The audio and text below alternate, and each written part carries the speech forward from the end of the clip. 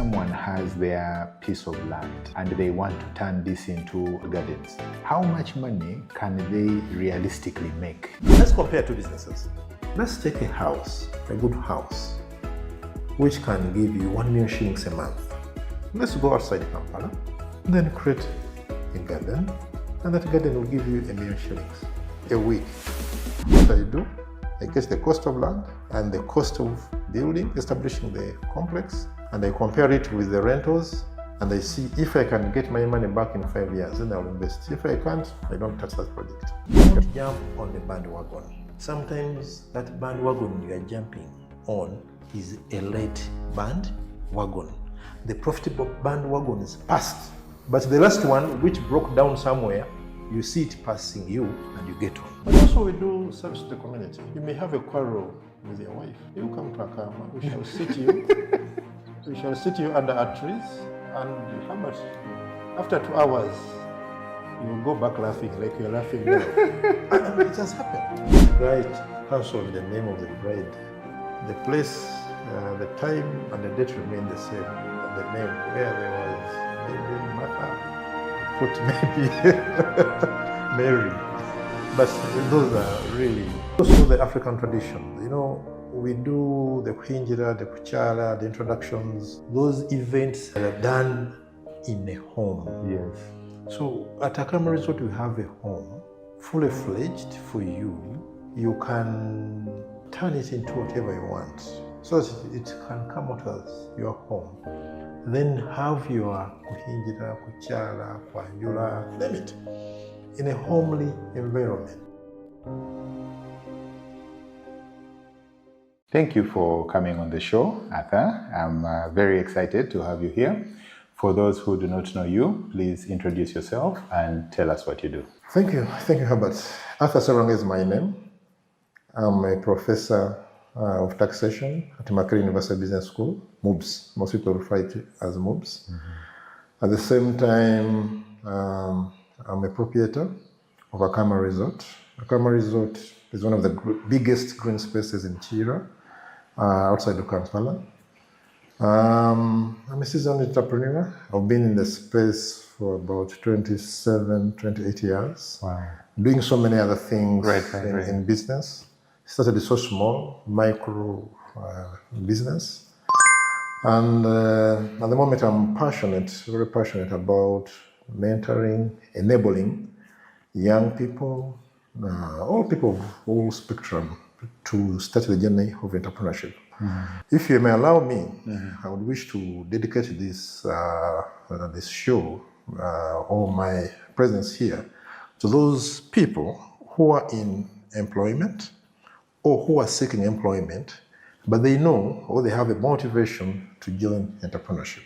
So those people will be able to benefit from what we're going to discuss today, because many people out there are yearning to join. True. You know that Uganda is one of the most entrepreneurial countries in the world by the Global Entrepreneurship Monitor studies. And that shows us issues we can't ignore in this economy. Many things can go wrong and you keep quiet, but where business is concerned, if things went wrong and you kept quiet, we shall not have an economy which is growing, and we shall not talk about development of this country, Uganda. I like that. Tell me, from taxation at MUBS to starting the resort, this Akaama Resort, how did that look like? You know, when you draw a spectrum, it looks like a big shift of the mind. Yes. But for me, it's a natural... And you're still at the university? I'm still at the university. And this one as well? Yes, I do both. Okay. Because as I said, I'm interested in those people who have a full-time job, but wish to join or wish to become entrepreneurs. That's where my focus is going to be. You know, I was not born a professor. True. And I think in our clan, I could be the first one. But when it comes to entrepreneurship, in our family, the latest I can trace, the great-great-great-grandfather was an entrepreneur. As I was growing up, our courtyard, they were making blocks using hands. And you could see those blocks built a house next door. and this house is being rented by your father. I say, There's something here. there's something in here. So I went into real estate as I'm doing the PhD, because that one you can supervise. When I finished my PhD, I said, okay, should I stay in real estate? And real estate was becoming sweet. Because if you do it well, there's a return. But at the same time, I said, okay, we forecast a lot. And what I forecast can be seen today. That if you have apartments in a very good area, well done, most likely half of them are empty. And I think you can see it if you move around. Half of them, 30%, 25% are empty. The rent is not growing.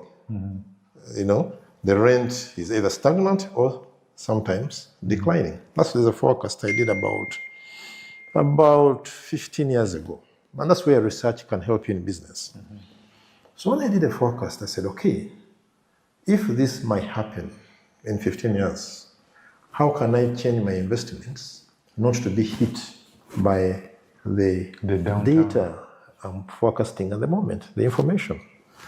So one of the options I chose was to go into hospitality. If you look at literature, there are very few businesses which can make money even when the economy is not doing well. And I can ask you to reflect on the COVID period. Which are those businesses which can make money even when the economy is doing so badly? When you read the Western literature, they talk about recessions. Yes. So when you read the literature, they will tell you that some of the businesses which do well when the economy is in a recession are in hospitality sectors. Yes. So if you reflect COVID, you'll see those businesses running bars, running hospitality, leisure things. They did quite well. Yes. The schools were not doing well. And we say education is key, but the schools were closed. Yes. They were not doing well. Many things collapsed. All became semi-dormant. But the leisure, even when police was really intense, people would find with your food and go and deliver. People would find their way. So that influenced me to think about starting a resort. Now, the initial idea was not a resort, and we didn't have that word in our vocabulary. So we said, let's start the biggest green space out of Kampala. That was the motivation. With time, we said, can we have some bit of gardens where people can have functions? Even as small as 7 people. You can come and sit in small, good garden, have a function, then go away. So we did that, and it became our first phase of activity, which we are now running. The second phase, we are doing accommodation. So the fact that I had estimated what may happen in the future, and I'm glad that the signals are out there, it forced me to use my skills in real estate, the building. I'm not an architect, I'm not an engineer. True. My focus is business oriented, but to invest in a sector where I can use my previous skills in building, in real estate, in construction, to do something which can give me money even when there is a recession, or even when the economy does not do well. So that's pushed me in that direction. But also, I come from a farming background, raising cows, planting trees, eucalyptus. We planted a lot of eucalyptus when we were young. So that is in my DNA. And if you come to Akaama, one thing you'll see are trees. Yes. And another thing you'll see that those trees are in some bit of line and order. Yes. When you're planting eucalyptus, you don't plant it like sorghum. Sorghum you broadcast. The eucalyptus has to be in some bit of order. So that is in my DNA. It was passed on by our parents. That's how we were brought up. And it's something I said, no, I can easily grow a tree. It can easily turn out to be a good tree. Then my spouse, she's in flowers, shrubs, those things I don't know, but she knows. So the combination of the tree DNA and the flowers, shrubs DNA created the Akaama you have. This green, the green. Then we kept saying, okay, we have done these trees, we need roads, which can go through the trees for you to enjoy. And we said, okay, we need to do a small water mass. We have a lake which is about 3 acres, 4 acres in size. Man-made. Man-made. And we thought it would do 2 things. One, it keeps the area cool. Because once you build a lot of concrete, your temperatures will slightly go up. True. That's normal. True. Now, a water body enables it. It enables the area to cool a little bit, plus the trees. But also people naturally, inherently, people want to see water. They want to see fire. Yes. You don't want to be in the fire, yes, but you want to see it on the side, or to sit near the fire, or to sit near the water.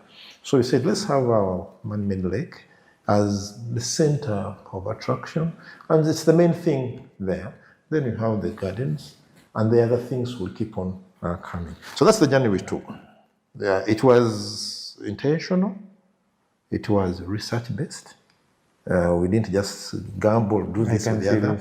And we are glad that the economy is showing us that what we forecast about 14, 15 years ago is right. You know, it's quite interesting to me that the things that you have done, you have taken from your experience in research. I know that when you're doing the PhD and these advanced studies, the majority is research, you know. Yeah. So if you're able to look at the trends in the real estate, which is true, there's many vacancies and turnover is high, and you're looking at the events in COVID and worldwide, researching that and bringing it on your own premises, it's actually interesting to me that a person can actually do that level of research and implement and then have something that is working, which is quite impressive. Congratulations on that. Thank you. It's quite impressive. Allow me to say one thing. Remember, the theme of our discussion today Yes. is to enable those who are in employment. At the same time, they are motivated to go into entrepreneurship. To see what is possible. To see. Now, your employment, the job you are doing, is a resource which the person who is not employed may not have. True. So craft it, leverage it, use it, so that you can be able to do the business. Now you find that somebody is in Mulago Hospital, is a health worker, he has no clue, he has never been to a bar, but he's opening up a bar business. Really. You have to be good. You have to do a little research, you have to study, you have to benchmark before you can succeed in that business. But you have a resource. You're a health worker. The studies done by World Bank, by UNICEF, by WHO, by the Ministry of Health, you have access to them at no cost. So use that information, use that resource, see it as a resource, and use it to translate into a business you want to make. The challenge most times, some of us, most of us went into professions where we didn't have much of a choice. By the time I was at university, it was only one university in this country. I think there are two. One was Islamic University in Bali. So the choices were so little, the courses were so little. So you find yourself in a profession you don't like, naturally you don't like. So you see your job as a bother. So we need to do a turnaround to start appreciating that bother. Turn it into something useful. And that's the first resource in your journey to entrepreneurship. Because I was doing research in entrepreneurship, I'm doing research in taxation, I'm doing research in accounting. How would you find me opening an hospital? I have no clue about. I have prior experience in construction, in building, in real estate. So that's the best way, that's the best avenue, those are the best resources I can translate into a business. So most people get excited. They want to go and do things others have done, but they have no information. And that's why if you read the GEM, the Global Entrepreneurship Studies, most businesses fail in the first 5 years. Why? The business has given you some money, you have sold your grandfather's land, you have the capital, it can push this business you're ignorant about for 5 years. After 5 years, Your most knowledge has to likely- kick in, and your experience has to kick in. Yes. But if you had started with the knowledge, the experience, and the money you have, you can go a little bit far. So that's why we need to orient ourselves. People get excited. You see so many boutiques around town, in the suburbs. Everywhere there's a boutique selling garments, imported garments. Most times the school buys these things, but I think a few people buy them. But have you seen one boutique transforming into a second, a third, a fourth? A chain of boutiques? Sure, you can see. There are many, Schools, some schools you can see, there are many. There's one called Victoria's. There are many. Green Hill, there are about 2, 3, But boutiques, no. Why? Most of us who go in that area are excited. You want a good garment for yourself. Yes. So you think that if you bought so many good garments, many people will come to your boutique and buy them. But the mathematics are a little bit different. Yeah. I like that. Analogy. It's quite good. Tell me, you have mentioned the plan, the phased plan of the resort. Started off with the largest green space. That one is complete at stage 1. You're now in the accommodation, stage 2. Is there something else, or is this it? Yeah, there's something else. A resort is a little bit Multiple. There are many verticals. So we have done the green spaces, the gardens. We are now currently doing the accommodation. We're in the construction phase. And after this accommodation, we are going to start on the kids' park. Then the kids' park will come with the swimming pools, the gym, saunas, the entertainment. The semi-private, in the resort language, you call them semi-private. They're a bit private, but they're open. While accommodation is real private. I can't come into your room unless I'm invited. True. So we started with the open, the public. Those are the gardens. Then the private. Then we shall go to the semi-private. I think it is intentional. But also we are using the resource base. And when I talk about resource, most people think about money. No, I'm not talking about only money. I'm talking about skills. The knowledge we have, all the knowledge we have acquired. So where we don't have knowledge, we don't go. Because we are going to waste your money, you're wasting your time, you're wasting your health. Because you'll get frustrated. As time goes on, you get depressed. And before you know it, we bury you. So we go where we have some knowledge. If we have no knowledge about something, we don't do it. We need to first acquire knowledge. Or do the research necessary before we do it. Okay. So if someone has, let me focus on the garden part, because this one is complete. If someone has their piece of land, maybe 1 acre, let me say, and they want to turn this into an event space, like, typically called gardens, how much money can they realistically make in this venture? 1 acre location. Where are you located? If you're in Kampala, 1 acre is quite small. Our parties are big. True. True. Our parties are big. Okay, say maybe 5 acres? Maybe 5 acres. 5 acres you could be starting something. But that means you are a little bit out of Kampala. Because getting 5 acres in Ntinda is impossible. Yes. So you are a little bit out of what? Kampala. Like Chira is out of Kampala. Yes. But post-COVID, many things are slowly getting out of Kampala. I'm waiting to see this new rule, 30 kilometers per hour speed. Oh, okay. I don't know, but it may force us to go further, a little bit out of town, because moving in town is going to become a little bit complex. But I'm ignorant about those aspects. I'm just estimating. And this estimating is not scientific. It is not based on research. No, don't take it. But let's compare two businesses for you and the audience to get what I'm trying to say. Let's take a house, a good house, which can give you 1 million shillings a month. How much money do you think one should invest or must in that house to get 1 million shillings a month? I want to hear from you. Maybe I would say maybe around 300 million. Around 300, excluding the cost of land. Yes. Yeah. Around there. Let's say 300, 400. So let's go outside Kampala. We have the land, then create a garden on 1 acre, and that garden will give you £1 million shillings. Maybe a week. Let's assume you have done it very well, and every week you have only one function. They are low peaks, like Lent. Yes. Those are low peaks. And some other periods. Now let's compare these two entrepreneurs. I think it's already obvious, but I want to hear. I want to hear. Yes, No? yes. This one, to build this house, he has put aside 300 million shillings. I don't think that putting even 100 million shillings will be too much for one garden.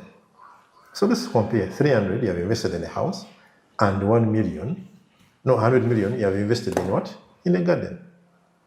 But this person will waste 30 days to get 1 million shillings. If luck and strategy is on my side, I'll get 1 million shillings Every week. every week.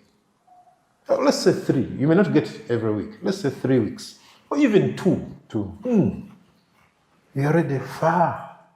So with my 300 million, I can do 3 gardens. But for you have one house. And we have said each garden, let's assume each garden gives us 2 million shillings. So I have 6 million shillings from my 3 gardens using 300 million. For you, you have one house, a good house, beautiful house. Everybody talks about it. Yeah. But it is giving you 1 million. Remember, our philosophy today is to enable those who are in employment and motivated to transit to entrepreneurship. So that's why I'm using those analogies. So tell me, Atta, because I'm sure you have seen this in your research somewhere. Why do you think then that the common perception is that someone has to build, you go, you work, you get your first job, get even a bank loan and build a house where you stay, as opposed to something like this that is clearly clear? We need to take it back in the times. If you can go, even during the colonial time. Do you know, most people don't know, that during the colonial days, before independence, it was illegal for you and me as a black to reside in Kampala. It was illegal. The way Kampala was structured, you and me would come and work in Kampala and go out in the evening. Then return the next morning. So our DNA, as far as building is concerned, comes that far. So we are pushed. That's why we have the slums, the Chikoni, the Bwaise, the slums in Katwe, but the Katwe has been transformed. That's where it comes from. So that people could congregate, sleep somewhere. In the morning, we are able to walk. And those were low housing complexes. Yes. To work in Kampala. That's where it comes from. Now, there were a few issues after independence. The economy didn't do well because of the issues we know. It's not a matter of a topic of discussion today. And there was a scarcity for housing. So if you look at the 70s, the 60s, the 70s, the 80s, the 90s, up to 2000, almost 10, there has been a scarcity of decent housing. It's just of recent, the last 3 years, that we have slightly an oversupply in above average quality housing. But if you go to the Muzigo, the 1 room, the demand is shooting way above the supply. Yes. But most of us responded to the earlier issues, and we have invested in the above average, a good apartment, a good house. So it became a rhetoric. It became I don't know what I can call it. A mindset. A mindset. It's fixed it. That the safest way to invest your money is by building a house for rent. Now, some few Ugandans were a little bit bright earlier. The guys who went downtown, built those arcades. Now, if you look at those guys, most of them don't have residential houses in the Kampala suburbs. But most of us still think, I get money, borrow some money using my salary, then I set up a block of what? Apartments. And it's also exciting. Yes. If you have your garden, nobody will see you. Yes. But if you have a 10-floor... they say the man is, he has arrived. Hey, who is this one? So the other guy, So somehow our mindset is being treated to think that that's the safest and the best investment. But I tell you, it has been right for about 30 years or 40 years. But now the tables are turning. It's not the safest. You have to rethink, what do I do? How do I do it? And there are people who have done it. I know somebody was at an experiment. He said, with my 300 million, I'm not going to do a high cost rental. I'm going to do low cost rentals. And if you look at his numbers, the payback, return on investment, they look more appealing than the guy who was big complex where he's getting 1 million shillings a month. So it is something we need to keep on educating ourselves. We need to keep on sharing, but also we need to crunch the numbers. Most people, if I ask 10 people who have houses which are empty, you ask them, how much did you invest in this house? They don't know. But they can tell you how much they borrowed. Yes. But how much of their personal resources they pushed in, they don't know. Yes. So we need to crunch the numbers. You have the plan, okay? You have the bills of quantities, okay? But what's most likely going to earn? How many years does it take me to get a return on investment? I found one of the largest investors in this town in real estate. He didn't go far in school, but he has a lot of money on him and a lot of wisdom. I hope you know the difference between wisdom and knowledge. Yes. You know. So let's not go there. Yes. So I asked him, but sir, for every project you touch, successful. How do you do it? So he said, for me, I have, and it was in Uganda because he doesn't speak English. Yes. I have a way of doing my appraisal for my projects. Okay. He told me one time I used your experts from the university, they failed me. The good thing, I saw they failed before I started the project. So I had to turn around a few things. So he told me that for me, simply, what I do, I get the cost of land and the cost of building, establishing the complex, and I compare it with the rentals, and I see if I can get my money back in 5 years, then I'll invest. If I can't, I don't touch that project. I rather keep my 5 years? Yes. I rather keep my money on a fixed deposit account. And that is very aggressive. Yeah. 5 years. That's what he does. I don't want to mention names. Yes. Old man in town here. Because I don't think he passed P7 or S1. But he's doing investment appraisal. But the point I'm making, most of us who have been to school, who can use computers, who can use calculators, we don't do that. No. We just push in the money. No. And you see, I like this example very much, because he's using basic low-cost assessment, but which is very true. Yes. When you look at these, we're talking of blocks of apartments, usually what happens is from the time that someone has invested this money, started getting rent and all those things, the return, typically, we're talking about 10 to 12 years. This is the number that they typically talk about. So when I hear this man of 5 years, no wonder he's doing well. It is extremely aggressive. It is extremely aggressive. And that also points to the way he builds the resources he uses to build. How does he source his resources? How many floors he goes into the sky? Because for him, he says, I'm not here to be seen. I'm here to make some money, pay what goes to government as taxes, and take home what belongs to me.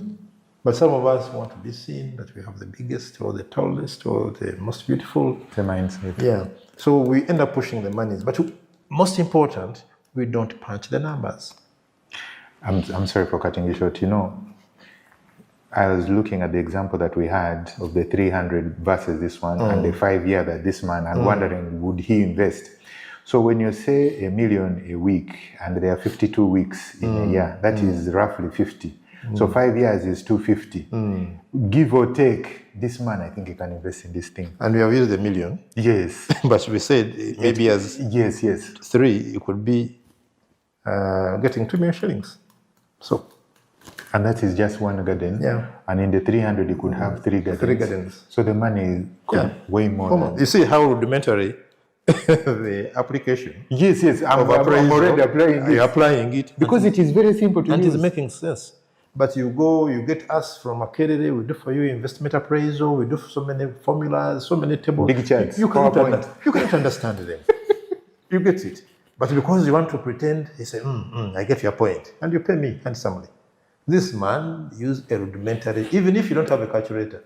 Like if you don't have a calculator with you, you have done it. And is home and dry. Wow. That's interesting. Let me backtrack. You mentioned something about planting trees, the eucalyptus trees, and you said they're in a straight line, etc. First of all, it is a two-phase question. First of all, how big is this resort, your resort? And do you use the trees like some form of barrier? Because I would imagine if something goes beyond 5 acres, it might be hard. I guess the question really is, what are the challenges in setting up this thing that a new person must think about? Okay, I get you right. Now I'm not going to mention money as a challenge. If our listeners and viewers have been observing, we have been saying money can be there, can be found. Yes. As long as you know what to do, you plan. So, but it's a challenge, but it's not, it can be acquired. Yes. It's like some of us are tall, others are short. It's very hard to acquire height. You see the ladies try, but they don't go far. Yes. But money can be acquired. You can borrow, you can get investors. You can get investors. You can do so many things. But there are those other resources, if I can talk about resource as a challenge, which are very difficult to acquire. And I'm going to talk about a few. One of them is social capital. The people you have around you, your friends, your family, your workmates, name it, acquaintances, friends, how ready are you and how prepared are you to leverage this social capital? And Africa is blessed. You see it when we have parties, weddings. You see it when we lose somebody, deaths, funerals. There, the African social capital kicks in sometimes at the highest levels you can ever witness. But you as an entrepreneur, can you leverage this social capital to start that business? That's a resource. And most times we ignore. So when we were doing Akaama, we didn't have a lot of money. But the social capital we had enabled us to do most of the things we are doing. And like I told you, that we don't do things we don't know or we have little knowledge about. And we are not very intelligent people. Despite the PhD. I've never done an IQ test, but I don't wish to do it. But the quest for knowledge is not related or is not a function of intelligence. Or the quest for information is not a function of intelligence. So can we get that knowledge? Now the challenge in this country, if I can flip side it to what you're saying, I don't want to talk about problems and challenges that much, but I want to talk about solutions sometimes. That's why I started with the solution. True. That most times when you go to the people who think they're experts, really they don't have knowledge about these things. We approached about 6 architects and none had the knowledge of preparing for a resort. Viewers may think that we're myopic in our search. It could be true. But if you did 6 architects and you want to do a 3-bedroom house, I think all the 6 can do one. Yes, yes. And they will compete. Yes, so that yes, you take the best. Yes. But these guys, the 6 we approached, and some of them were used on earlier projects. They couldn't. So from the technical point of view, that's the biggest challenge you should expect. And if you come to Akaama, if you ask me who did the design for the roads, it's us and my spouse. We didn't get somebody. There's a roundabout in between. Who did it? It's us. We said, hey, roundabout. Go to Google Pictures. Go to Pinterest. How is a roundabout made? One time I got an engineer for roads. I will not mention where he works. And he came to advise us. Before he left, I could see that there was a problem somewhere. So we had to discard that knowledge. Because getting knowledge is one thing. Assessing knowledge to find which is suitable to the project, applicable to this one, is quite another. True. So that's the biggest challenge. We have challenges with plumbers, challenges with electricians, and some of the challenges are not technical in nature. He's a good plumber, but he doesn't know the difference between 8 a.m. and 5 p.m. So that becomes a challenge on your hand. You have a toilet which needs to be replaced, you have a function. He says, I'll come at 8, he comes at 5. Then at 5 he says, sir, I forgot, I need a drill bit. But all shops are what? Closed. So that's at a technical level, that's one of the challenges which, and everybody who has been in this sector, you know those challenges. Even with our small cars, you have a mechanic, very few can practice what they say. But those are things we have to deal with as a nation to see that the technical attributes are critical. Now, plants, most of us see these trees. That's why most of you, when you buy a plot, the first thing you do is to cut all the trees. I think you have seen that. Yes. You cut all the trees. You clear it. You even bring... so you can see it. Yeah, you bring earth-moving equipment. But if that tree could tell you its history, and listen to it, maybe you would spare it. And it doesn't need to tell you that I provide you with oxygen and all those things. It will just tell you the journey it has gone through maybe the last 30 years or 40 years. Because most of the trees we cut were not planted. True. So planting a tree, planting a palm, and you see it standing 3 meters, 4 meters, it's not a simple thing. You need to have knowledge. And that knowledge, I grew up planting eucalyptus. Now, the way eucalyptus is planted is so different from the way palm trees are planted. Eucalyptus is a little bit aggressive. A palm tree is an ornamental plant. And you need it to grow in a given way. You don't need it to grow horizontal because it will be in your road or in your garden. So that knowledge also took us time to acquire. Akaama is organic. We don't use artificial fertilizer.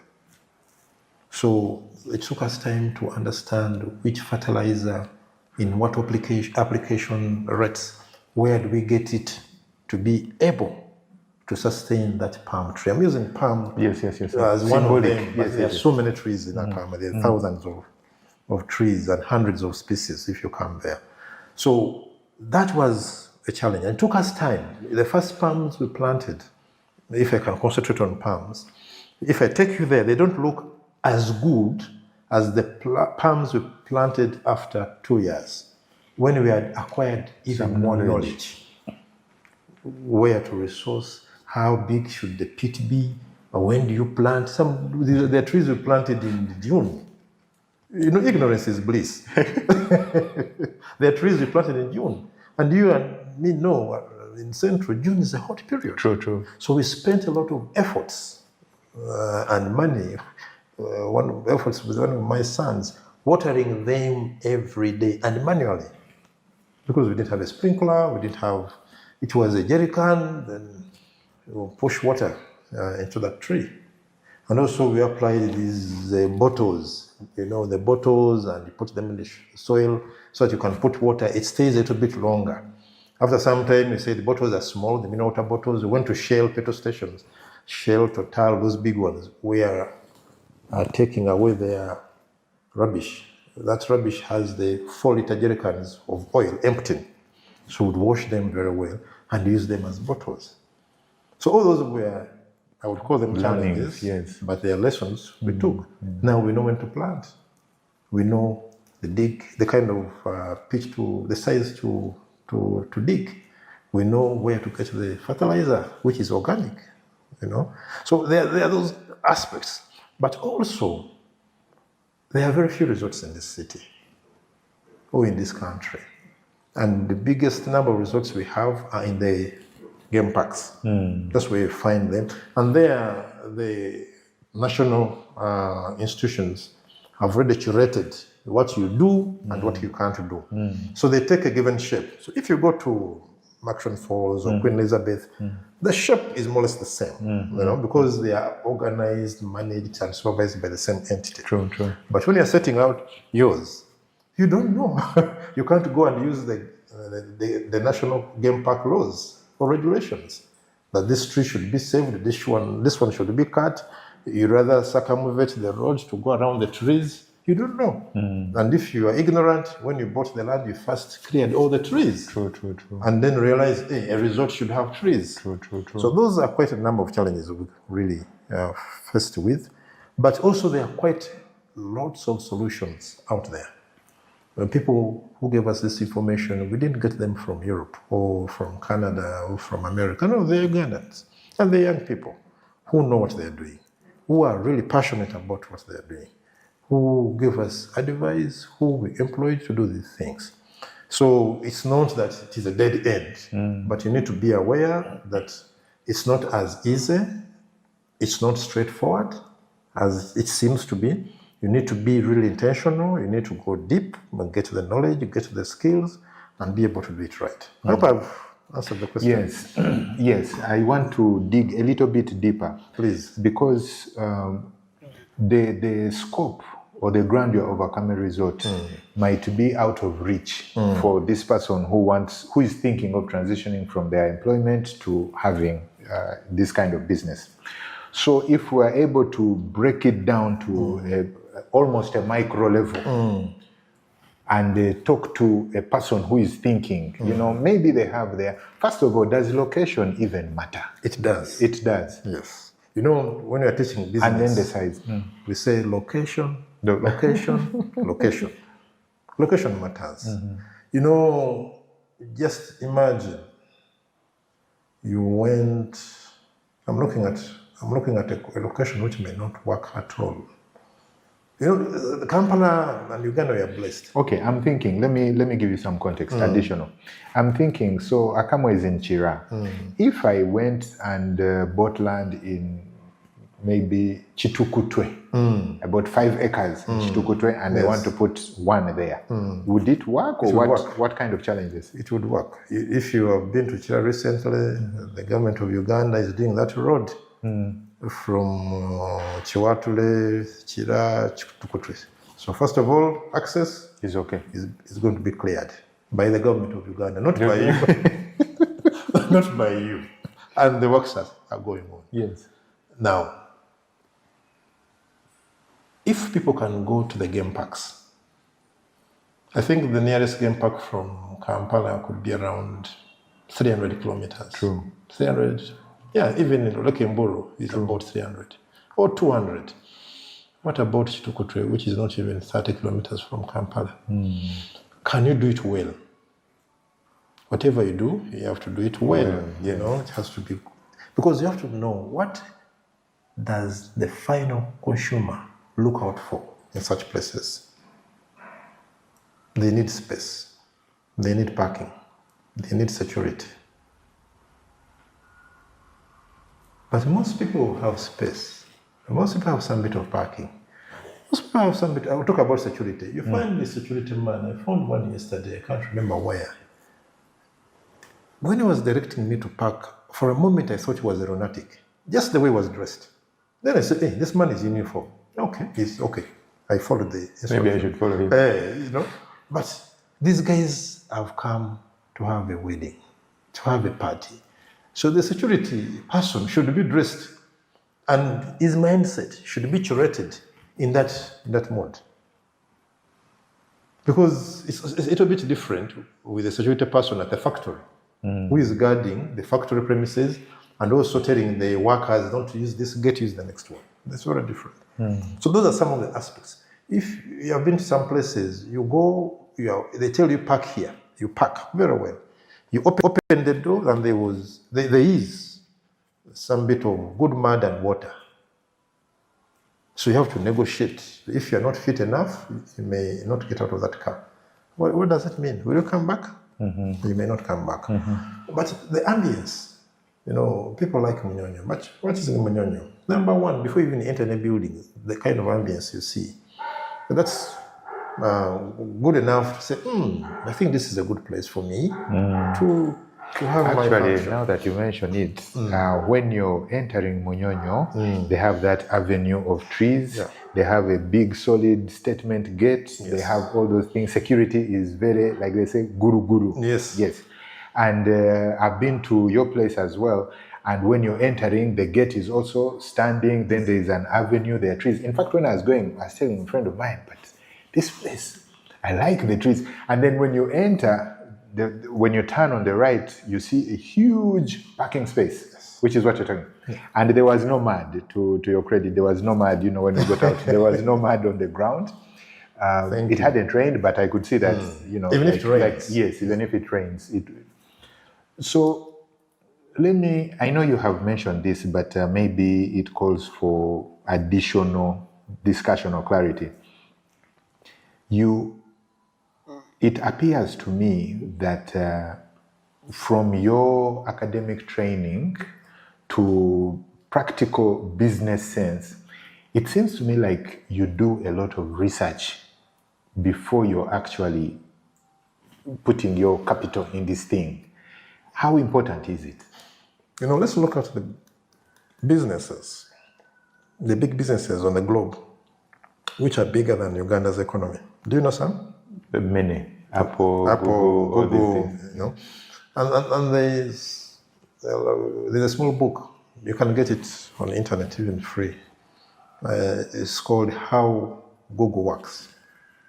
And Google's revenue is far bigger than what Uganda's economy could be. And most likely it's going to be like that for a long period of time, even when you get oil. Even when you factor in oil, Google's revenue will be bigger than our economy. Now the question is, what does Google sell? Or what does Google make? How does it make this money? No, let's first answer the first one. What does Google make? Nothing, actually. So how can somebody who makes nothing have an economy bigger than a country? One of the most endowed countries on earth. So when you read that small book, How Google Works, you see that when these guys were starting Google, and these are guys who are educated. The people who started Google, they are well educated. Most of their thoughts came when they were doing their PhDs at the university. They thought, and they said, okay, we see people producing cars, but their growth has hit a what? Producing cups, mattresses, limit. But let's do something where we have exponential growth. The last time I got to know, and this is about 8 years, one engineer in Google would service about 17 million users.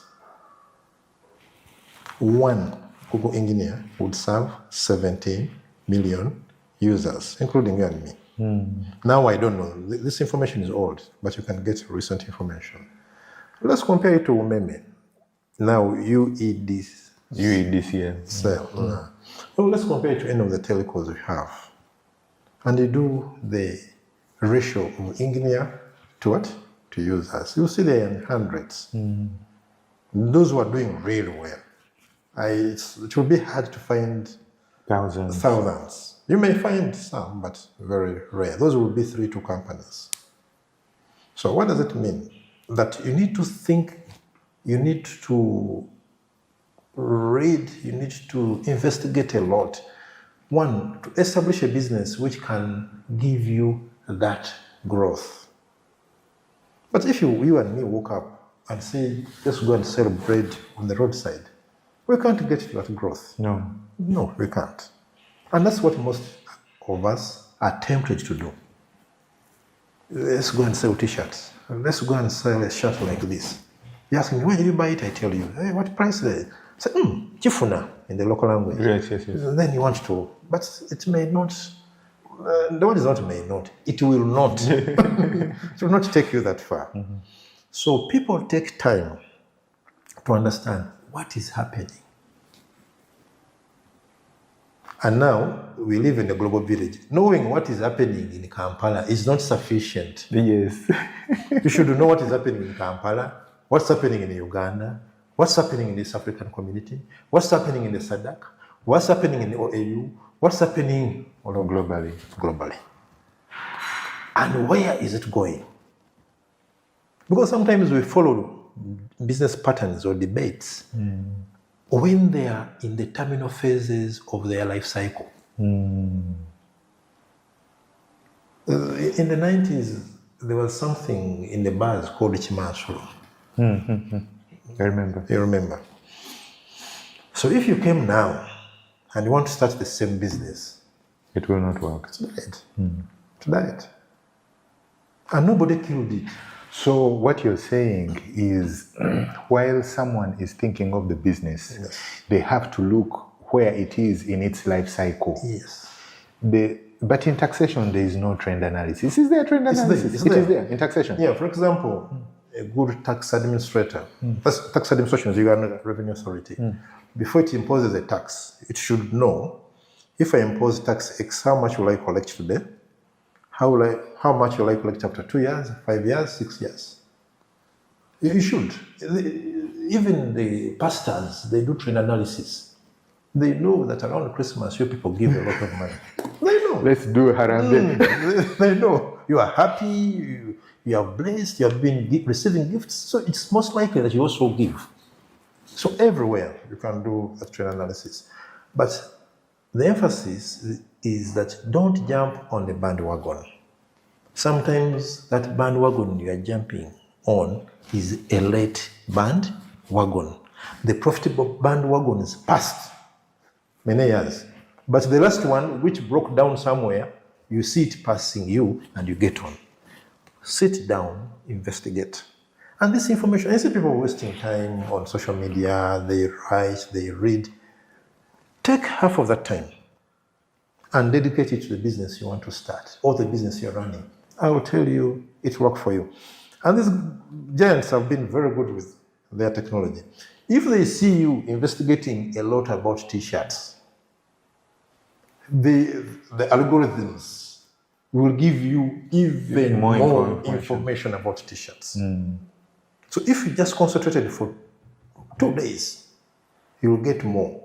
And every day, your growth in the new information you are not buying, you just buy some little data, you are getting, will be exponential. The growth will be exponential. True. The challenge with most of us, as I started, we are employed. So when you leave home, you don't want to touch your computer. When you touch your phone, you're on, is it Facebook? I don't know. When it was banned, I stopped. Facebook or Instagram, TikTok, or Twitter. But those things can be used to investigate, to research into your business. Now, my friend, Herbert, when I talk about research, I'm not saying you should wake up every day and go to the Makerere University Library. I'm not saying that. The information is not in the Makerere University Library. You will not find it. You will find a little here and there, but the information is in your phone. Sometimes, I told you I'm a son of a farmer, I get amazed when I see people lining up to go to the agricultural seminars, the show, the exhibitions. I get amazed. And sometimes you see somebody has 3 phones.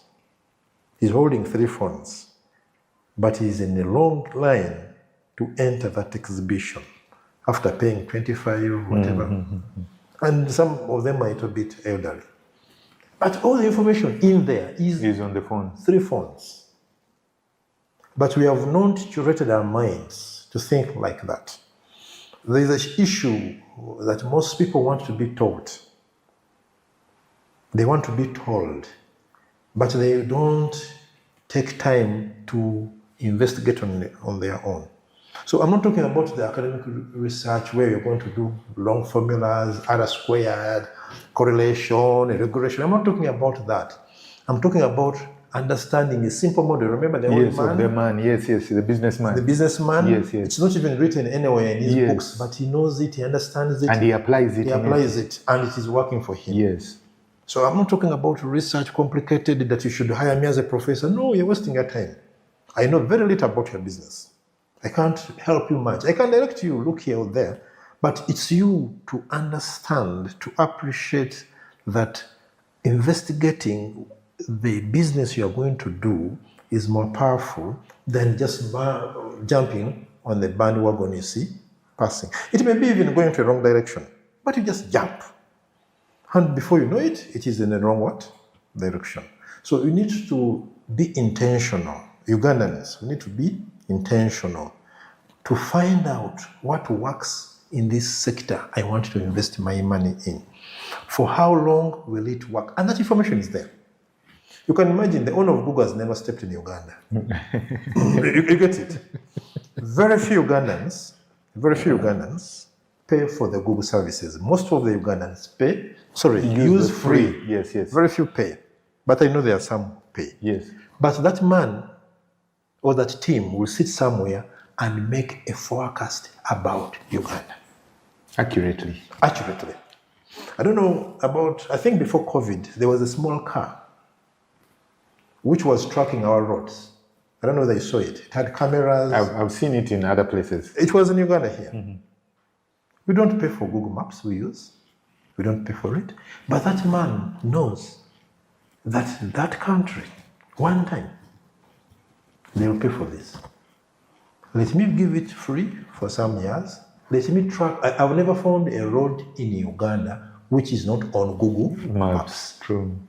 And I'm almost sure it's not the government of Uganda which put those roads on the Google Maps. Yes. It is Google, the company. So this man is investing time, is investing resources to acquire knowledge about you. Now he knows where you are. He knows what you do. He knows what you eat. He knows what you buy. So he can as well not get money from you, the user. He says, for you, Herbert and Arthur, use my service free, but these people who are going to advertise, I can sell them data. I was reading recently that Elon Musk with Tesla, he was giving his cars, the Tesla cars, to Uber at a highly discounted rate. And you know what he was doing? He was acquiring data. Because Uber goes all over the place. True. So he's getting data. So he's doing the research. So he doesn't need to go to university, sit in a library, burn candles, read 70 books. No. Within the ambits, for these guys who are coming from employment, your employment, there's research, there's knowledge you can acquire, you can synthesize. But also, when you start your business, there are things you have to do intentionally. That's why sometimes when somebody opens a business, he says, you come free coffee for the month of November. And most of us go there to enjoy the coffee. True. And for us, we think it's very generous. But he wants to know, what kind of coffee does Herbert take? What kind of coffee does Arthur take? Is the sugar level? It is a real life research. Yes, we call it action research. Yes. Action research. There's an action behind it. You don't just sit on your bed and on Facebook, on Twitter, no action, and say you are researching. There, you are gathering data, but you need to do something. So that has to be done. And if most of our businesses can do that, we shall be able to make businesses which can last generations, make businesses which can have growth in their revenues, and not jumping on a bandwagon which may be heading in a wrong direction. Yeah. So research is... I was watching a show, an Apple product development guy, lady actually. She was saying that they used to do research based on surveys. They send out these forms and, but when they looked at the data over a period of time, they saw that people were responding, but it was not rich. So they invited 300 people at the Apple campus. 300, that's almost a whole school. And they sat them down and they were talking face to face, one-on-one. So they asked the questions in the form. And it turns out that if they have maybe A, B, C, D options, the people who didn't have an answer within these options would go and talk about something else. They say, okay, so that is an option that exists, which we didn't know. And because it was not among these 4 options, they would just select one of these. And the data was not quite reflective of what was going on. So the coffee example that you give, I like that. And of course, the significance of research, I like that as well. I see it in really everything that you're doing and describing. To my question, though, you mentioned that there are not many resorts in the country, which is fine.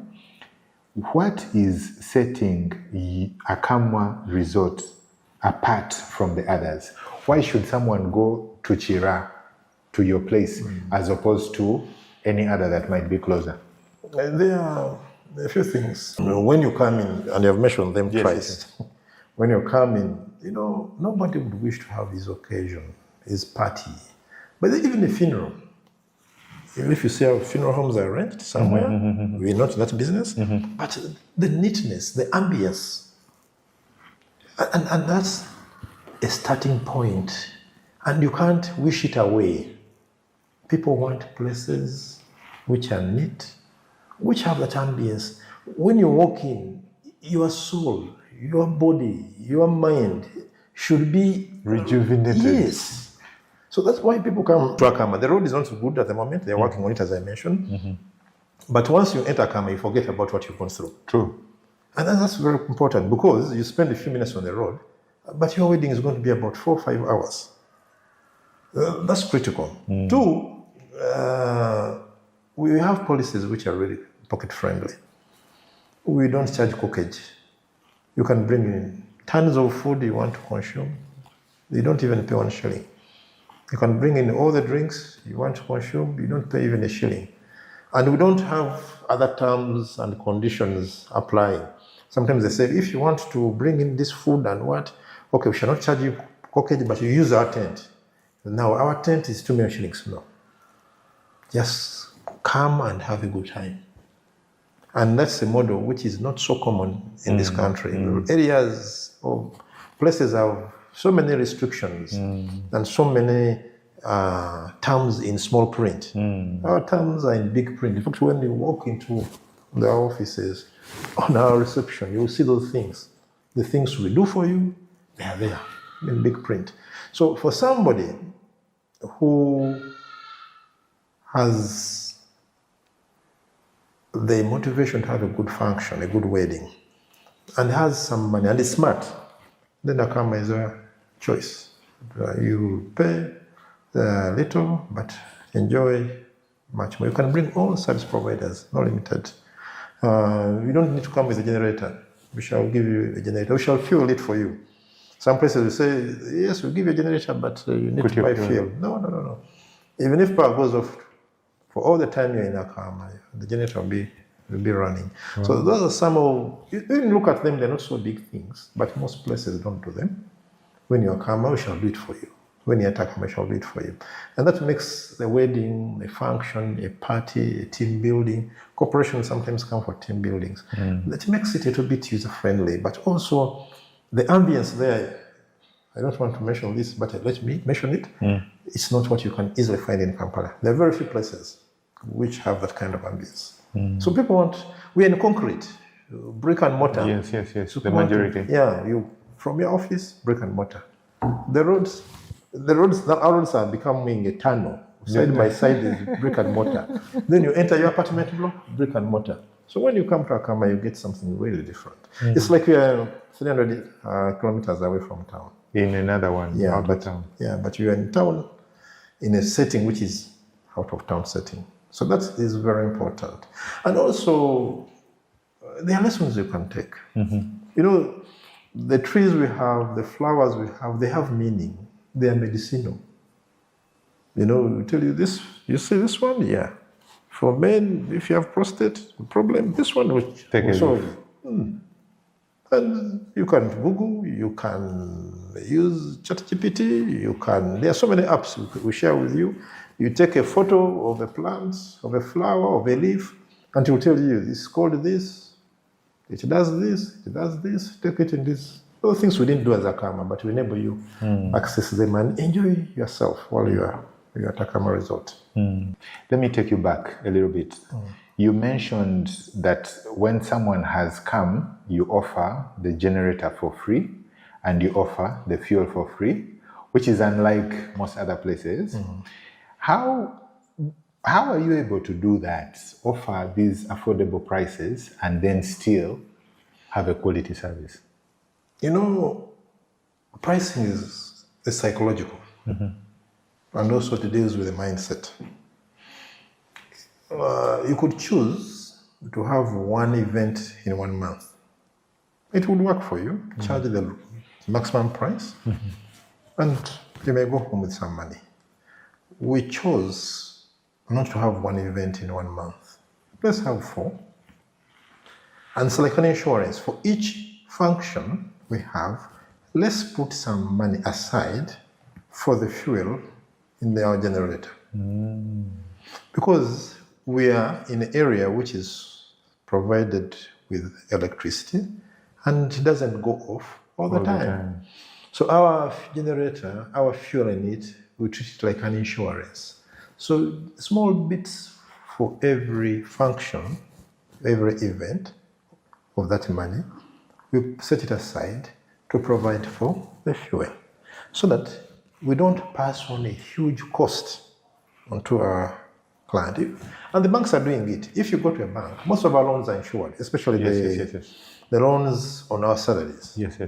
But they don't charge you a big figure because the insurance takes a small bit from all the borrowers, and the experience has taught them that not all borrowers will get problems to default. Yes. Maybe 1% will default, and that's when we kick in to pay the bank. So we're using the same principle. But also, as we discussed earlier, this is also research-based, action research-based. So we don't just swing in action and say, pay so much or pay so little, but we say, okay, these are the occasions we may have, or we plan to have. If we saved some little money, maybe 50,000, then power will go off once, maybe in 3 months when you have an occasion, because sometimes it goes off and we don't have an occasion, we don't have to run a generator. Then we are able to meet that cost. It's intentional. And that's how Google can offer you a free service for 20 years to millions of Ugandans and other people without charging a penny. Because it knows where it's going to charge and how much you charge. Even when you go to pay, I think it charges about $1.5 if you are paying for your Google account. It is small. It's very small. But the intention is to collect it from so many people, so you don't feel it. If you see a message alert or an email and $1.5 has gone off your account, but you know how much information you are keeping on the Google Drive, you don't feel a pinch. So we are using more or less the same model. What kind of events typically do you receive? We receive the happy events. No funerals. No funerals. We receive the happy events, the weddings, the introductions, kuhingira kuchara. We have a garden. It's called Walters. Walters was a professor who mentored me in MOBS. So we named that garden after him. It has a home, a fully fledged home. So that you may have about 100 friends who have 100 cars, and I'm sure they not fit in your home. True. But your daughter, Suta, will also come with 100 cars. You come to Akaama, you customize that home, you put your pictures, do everything you want in that home. We have parking for your 200 cars. We have a big garden where they sit. Your daughter will be at the balcony up and will be able to see, oh, Senga Gundi has come, Auntie Gundi has come. So it's something out of home. But also, note, most times when we have functions at home, two things normally go wrong. The power normally goes wrong. Yes. And the washrooms. Do you know why? Because the domestic house was meant for 4, 5, 6, 7 people. Yes. Now you have loaded 200 people on that toilet. Yes. Things have to go wrong. Yes. And you may find that toilet has not been working for so many months because you don't get regular visitors coming in and out of your home. So you bring those problems to Akaama and we shall be able to serve you well because we are experts and we have the space. We have toilets which can serve 200 people or even 700 people if you need that kind of space. But a home with 700 people, you can't make it. Sometimes there are people with mobile toilets. I don't know whether you have used them. I've seen them, but I cannot use it. I have a problem with them. Yes. You know, so we don't use and we don't accept mobile toilets at Akaama. We have sufficient washrooms for all your guests.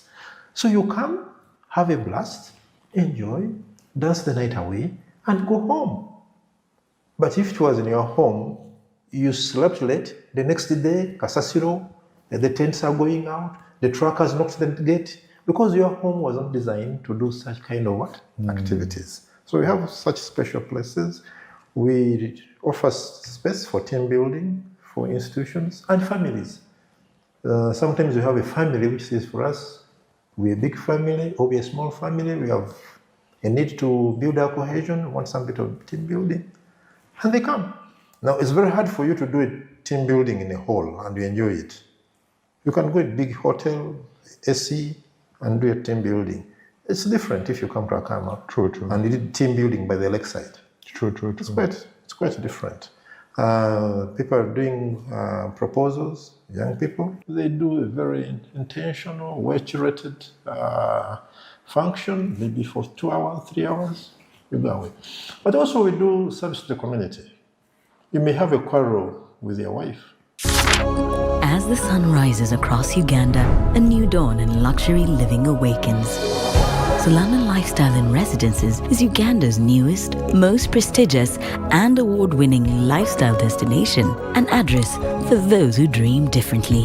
At Solana, you're close enough to the hustle of the city, but far enough to come home to a sanctuary of smart living. Join a community of like-minded individuals where everything is taken care of and safety and security come standard, where each community has a clubhouse, play area, pool, and other incredible features.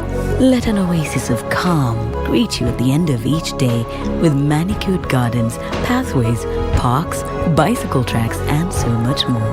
Whether you're upscaling or settling down, buying a first home or investing, Solana has it all.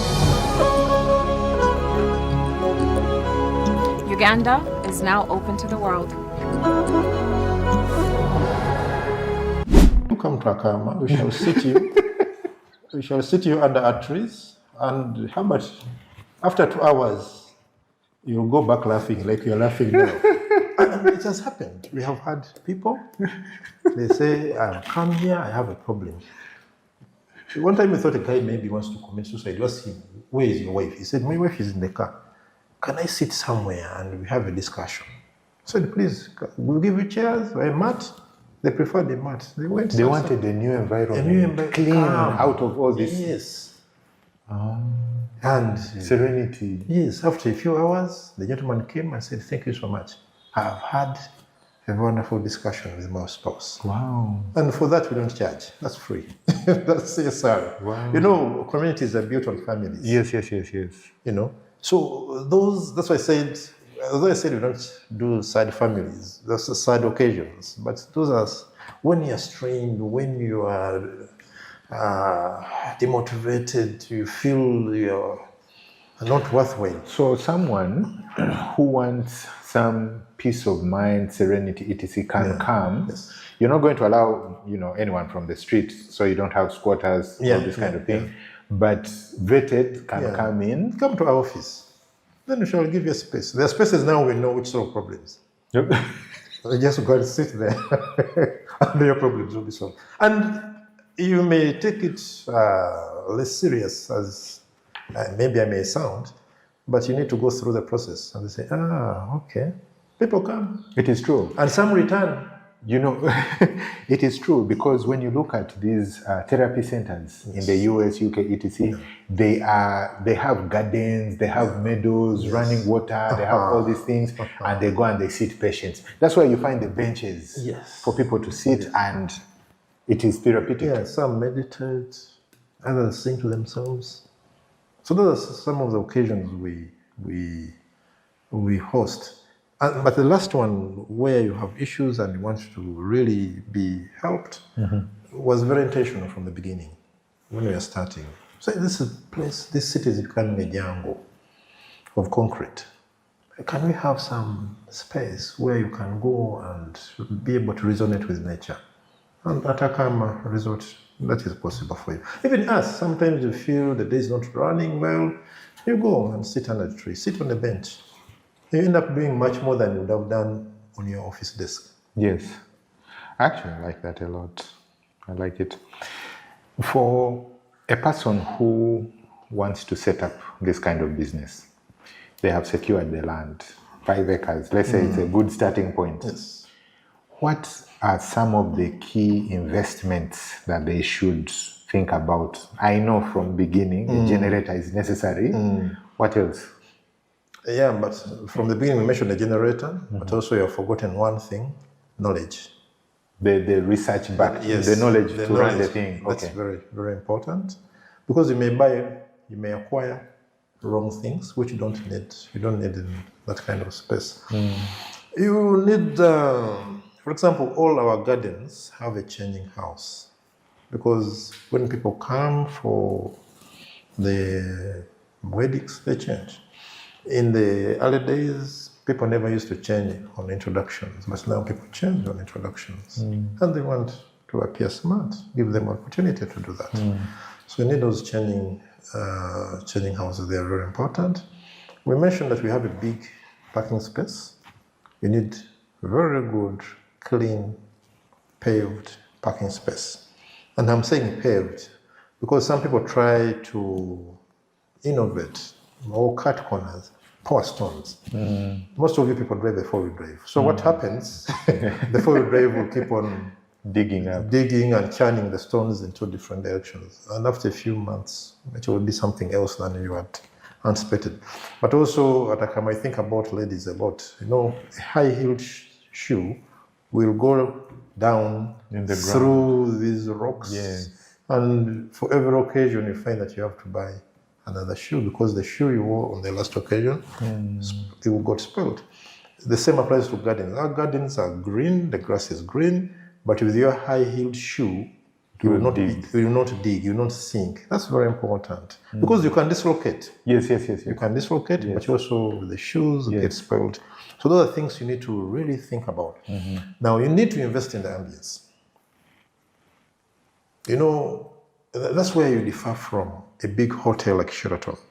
It's ambient, but it's one big building, and you get in then when you see the ambience. But a resort or a garden, if you want to set up a garden, it's a green space, so the trees. And you don't buy one tree, you don't go and buy all the eucalyptus on the roadside and plant. No. People want to see different trees. And also, these trees relate, they support each other. You may find that this palm is supporting the other flower, but also the other flower is supporting the palm. For example, bees, when they come to pick nectar, these same bees cross-pollinate. So that's how your palms will give seeds and be able to grow. So they're quite, it's an ecosystem on its own. So you need to have that. You need to have power, stable power. Chile is densely populated, so we have our own transformer. We don't share with any other residents. Because if you had shared, then you find... you mean for the resort? The resort has its own transformer. Wow.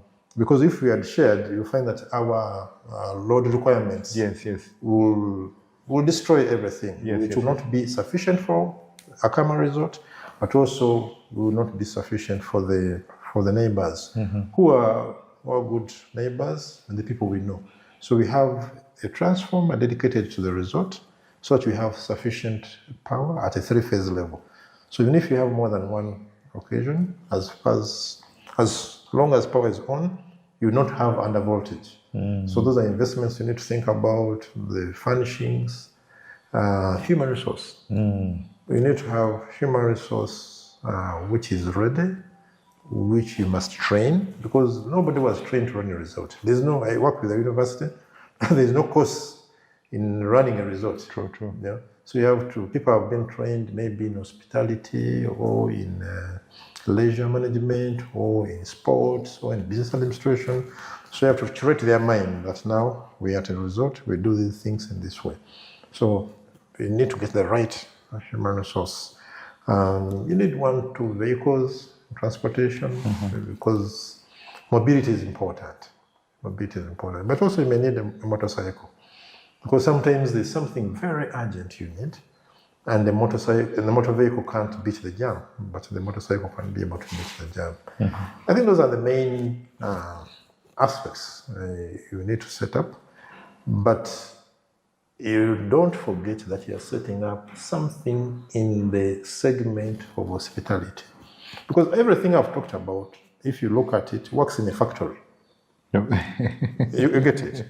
Yeah. So if you're setting up a factory, you may have a dust generator, and it may not be a soundproof generator for a factory. Nobody cares.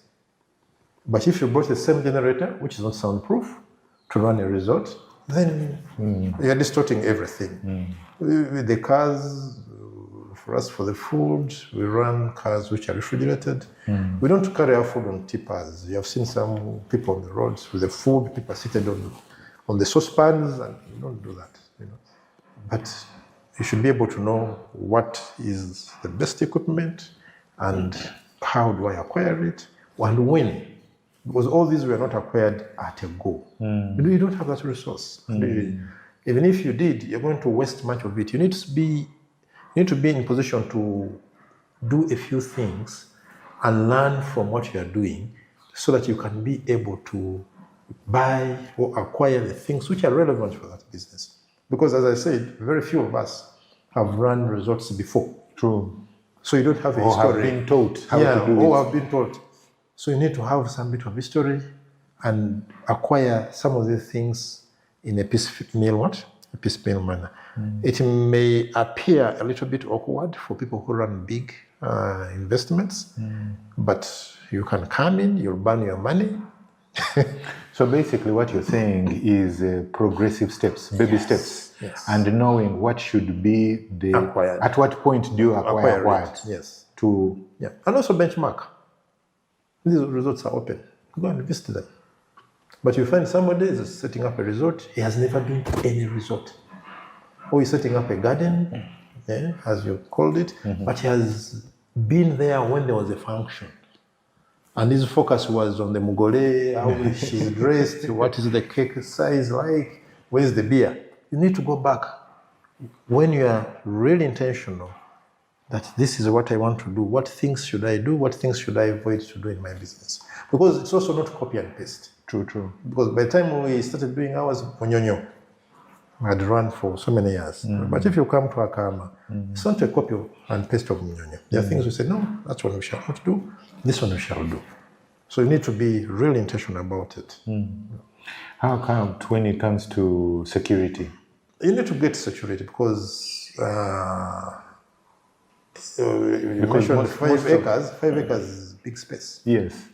But also at one time you may have like 1,000 people. True. You have all sorts of people converging in the same place for about 5-6 hours. But before that, you have all sorts of service providers. You have those for the tents, for the food, drinks. And now drinks, somebody only brings juice, another one brings beer and soda, another one brings chai. So you have all sorts of people who come in. So you need to give them a secure environment, but also to be in position to provide deterrence. Because somebody may say, this phone, I can take it. You need to have that kind of deterrent within your security measures so that you can be able to provide a secure environment. And CCTV is another thing which is very important. It will help you to be able to see, to capture moments, but also it's a good deterrent. That's why if you go to UK, not all cameras are connected.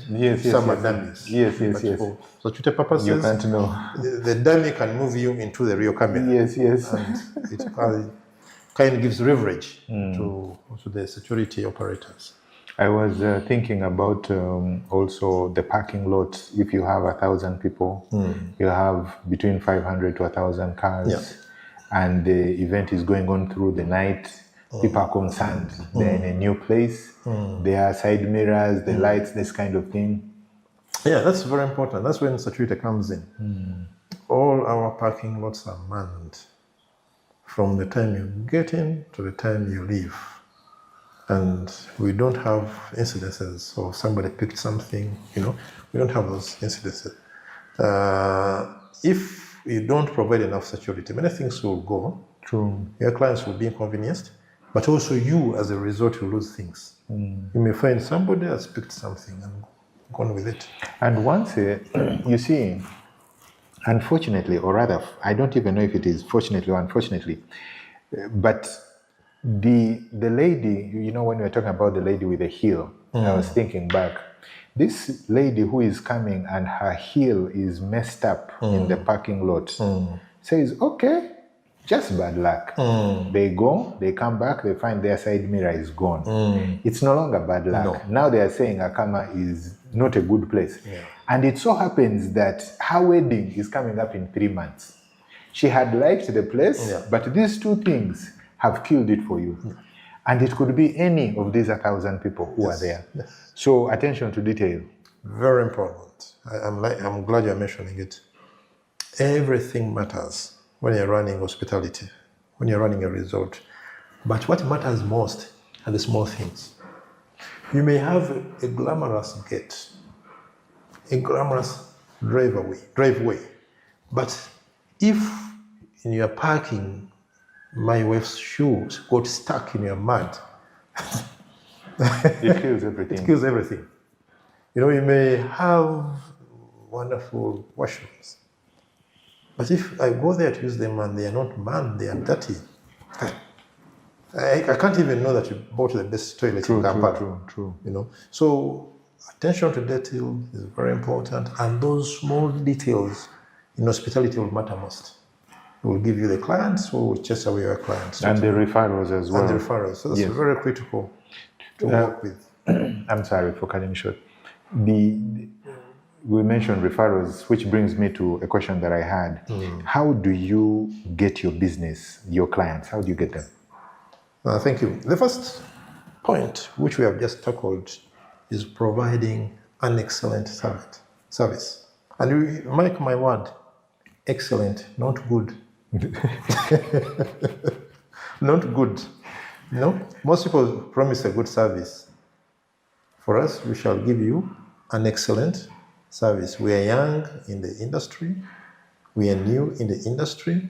But we are so sure that if you come to Akaama, you return. And that has been our bespoke selling, marketing thing. So we don't leave those small details unattended to. We can't afford to go into a new vision, full page. I don't know how much it's now, about 14 or so. Monitor, full page. You can't afford that. And it's not worthwhile, for us to do it at this moment. Maybe in future, but now it's early for us to go into that. But the first champion who is going to market Akaama Resort is a client who returns with your business. True. And if you find a gate man, he knows that. If you find a cleaner, he knows that. If you find somebody running the machine to mow the grass, he or she knows that. That whatever I'm doing, I'm intentional about it, and it will translate into my pay. Because if I don't do it well, Akaama will not get business and I'll not be paid. We have been able to train our people to appreciate what they are doing from that perspective. If you find a groundsman on a day like this and you ask him, who is the president of this week? So those groundsmen and ladies have a president. That's their leader for the week. And we use that. It's not LC chairman, not leader. It is decentralized power. Yes. But we give it the clout. Yes, of president. The president, so that they can be able to supervise and manage themselves to be able to do what a client will appreciate when it comes to Akaama. That's important. Last year, we joined a business network organization, BNI International, and that has done us really, really good. BNI, just for a few minutes, is a network of about 580 entrepreneurs in Uganda, arranged in 13 chapters. And these entrepreneurs, they give each other business. They give each other referrals. So there are places you can't reach. There are people we don't know. And there are people who may need your service, but they don't know you have it. True. So through this network, if you had a computer here and we did a network of 580 entrepreneurs, not employees of those companies, but entrepreneurs. The bosses. So you can imagine each boss, how many people does he know? True. How many organizations does he know? True. So you find that the multiplier effect is enormous. True. So that has helped us to reach markets, to reach people who would be very difficult to reach because we wouldn't even know where they are. True. And they wouldn't also know where we are. That has been important to us. But also, it is quite important that it helps you curate your business a little bit better because there we don't compete. So you find there are people who have similar places. We do what we call power teams. And we work together, we collaborate. We find people who, a decorator works with me, somebody selling food works with me, and also I work with them. That's why I told you that when you come with your food, with your drinks, whatever, we don't charge corkage. Because if I charge corkage, then I'm limiting the chances of this food provider who is a BNI member, but he may also not be a BNI member, to earn that income. I'm becoming a roadblock in their value chain. Yes. And we don't want to be that. So BNI has helped us to reach markets, to reach targets so we wouldn't have reached, but also to curate the businesses. We use social media. So if you go to Instagram, you find us there. If you go to TikTok, you find us there. It captures a given segment of the market. But people who are marrying or remarrying, sometimes they're above those segments. So that's where BNI will come in and do a very good job. And that's what we are using at the moment. But most important, as I mentioned earlier, providing an excellent service. And that we do. Excellent. Excellent. The keyword. The keyword, not good, excellent service. And that one, I promise you. In this excellent service, when it comes to noise emission at night, or maybe whenever the functions are there with the neighbors, what's going on there? We have agreed, we also agree with our clients that when it comes to 10 p.m., the noise levels have to go below 40 decibels. That's the measure. The measure. That's a national measure. It's a national law. Okay. So you can have fun till morning, but your noise levels, the music levels, for people who are outside, it becomes noise. Yes. For you in the party, it's the music. It is now even better. Yeah. So we by 10 p.m. we will reduce, and we discuss well in advance. How do you ensure though that they brought it down to 40 decibels? You have a meter? Yeah, even your phone can do it. You just get a small app and you put it anywhere you want. It will tell you whether you're in 60, then when you reach 40. And when you reach 40, it will be comfortable for you people who are having fun, but so comfortable for the neighbors. But also Akaama is a big place. So if you're near the lakeside, you're very far away from the residential. From the residential people. But we do that. And people know when you come in, there are signposts within the resort for each garden, which reminds you of those requirements. Good. Let me for my own curiosity. This man-made lake that you made, the water that you have in there is from rain? No, they are springs. Springs from the bottom. So how deep is it? The deepest is 6 meters, I think, but it keeps on going to the shallow end, which could be 1 meter. So it has filled up organically. Organically, yeah. We don't allow any runoff to enter. We don't. All the runoff is diverted. And it is breathing. It is moving. It is churning. It is not every day. It is not dirty. It is No, not. every day, every minute, every second, every microsecond, there are about 2,000 liters of water getting out. Every day. That's quite interesting. Did you have like a technician or someone? Yeah, we use technicians. We use technicians. And they selected the place where this can be? Yes, they survey beforehand. They observe the place for about 3 months. They'll keep coming back. It has rained. What rained yesterday? What happened? It is so hot. It's a dry season. What happens? Before they start. Really? Yes. If you read, there are a lot of man-made lakes in America. If you read about, and they have written a lot. Yes. The YouTubers a lot. If you see what they do and try to do even half of what they do there, you will succeed. Really? Yes. Interesting. I just wanted to know. Just small digression. What would you say concerning the rise of outdoor events, weddings? Usually it used to be in hotels, conference rooms, but now it is more outdoor. How is that relating to business for you?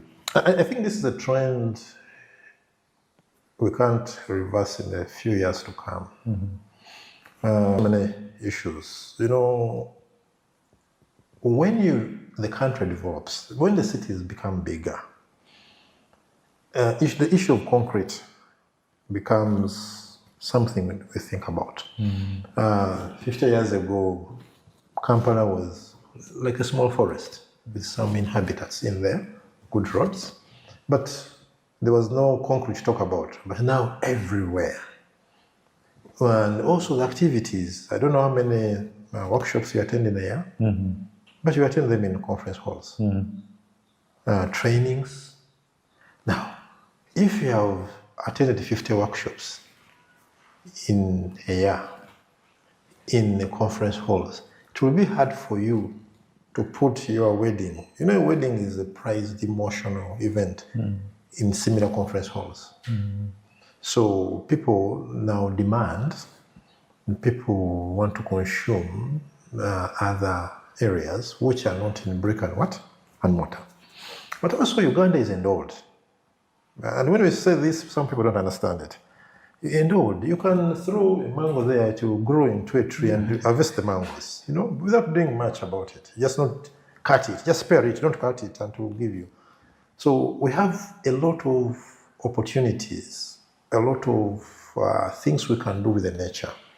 But also if you look internationally, where the weddings of the Europeans, the Arabs, the Americans, slowly, when the weather is good for them, but for us here every day is summer, for them slowly, if the weather is good, they are having outdoor events. Yes.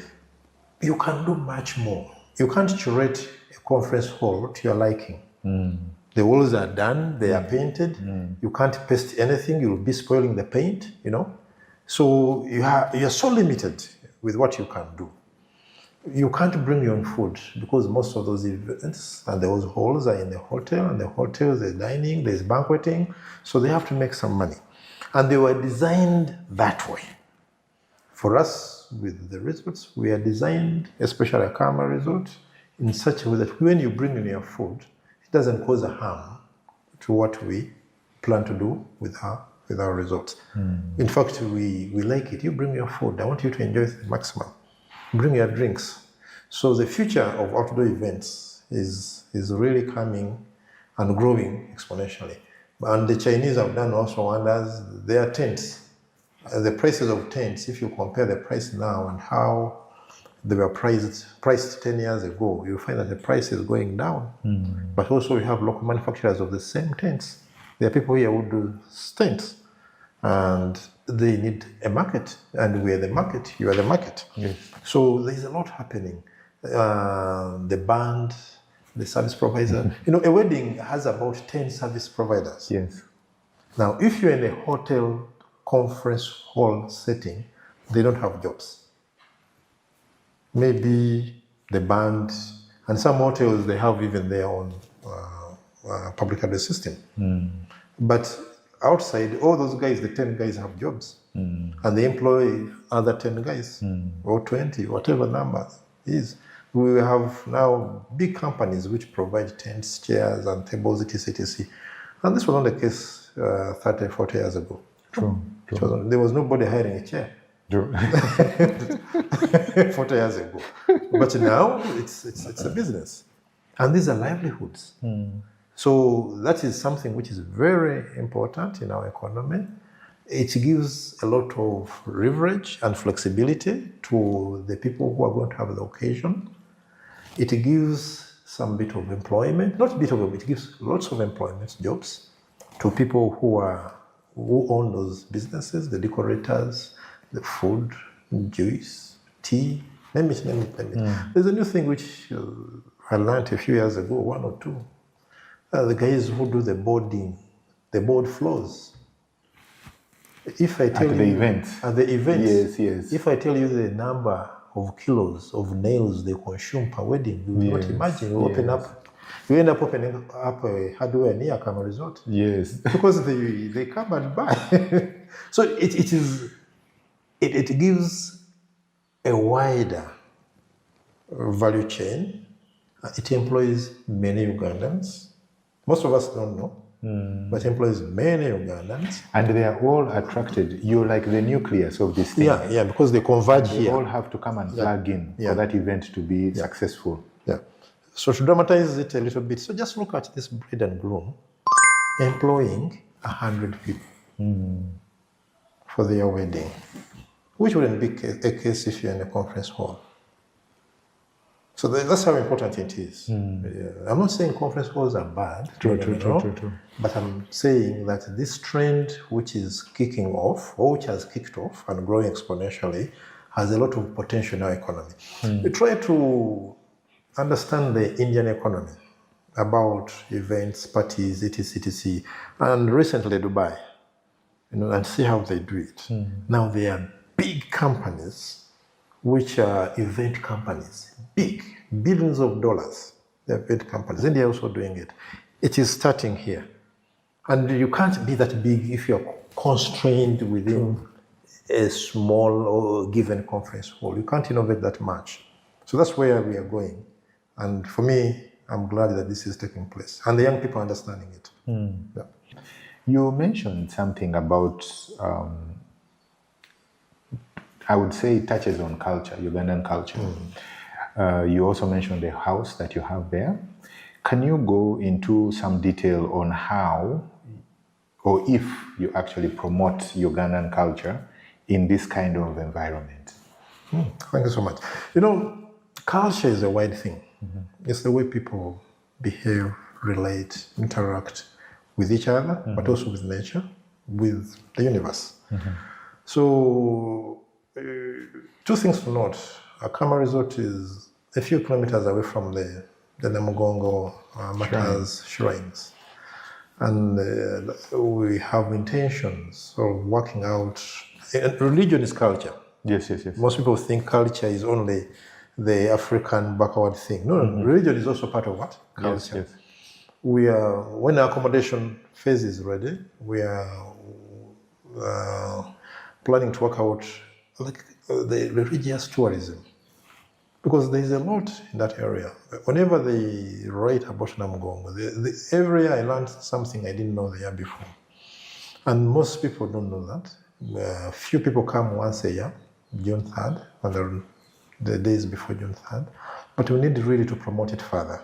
And you can have a nice walk from Akaama Resort to Namugongo, which takes you about 30 minutes, 35 minutes, when you're walking at your own pace. That's very important. But also the African tradition. We do the Kuhinjira, the Kuchala, the introductions, the Kwanjula, etc. And those are culture events. They are really embedded in our culture. And for every Ugandan culture I have come across, those events are not done in a playground. No. They are done in a home. Yes. So at Akaama Resort, we have a home fully fledged for you. You can turn it into whatever you want. You can have your photos of your grandfather, of your village, everything. You can curate it so that it can come out as your home.